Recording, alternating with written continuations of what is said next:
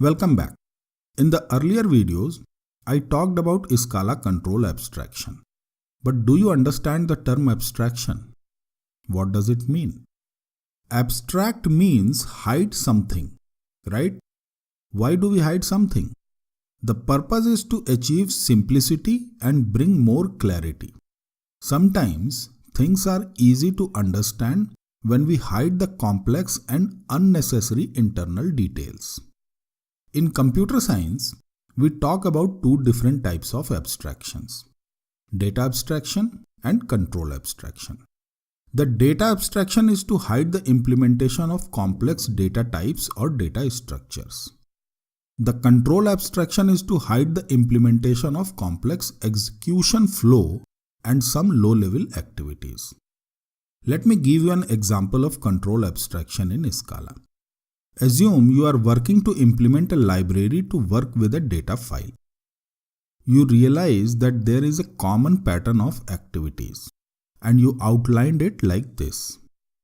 Open the file, read it line by line, perform some operation on each line, and make sure the file is closed at the end. A typical Java programmer will write a lot of code with try-catch blocks. Can you create a control abstraction for this? In fact, you want to create function that allows other programmers to implement the following pattern using this code. What do you think? Just a single line. Everything else is abstracted away. The with text file is a function that takes two arguments. The first argument is the file location and the second argument is the function literal. The function opens the given file, read it line by line, and apply the function literal for each line. In fact, this function is a specialized loop construct. You compare it with the repeat until example. Do they look similar? That's the point I wanted to make.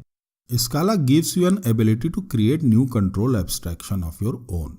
This capability allows you to abstract away the code clutter and make your final code precise, neat, and easy to understand. And that's what we call higher order control abstraction in Scala. If you are using any of the Spark libraries, you will be noticing such abstractions more than often.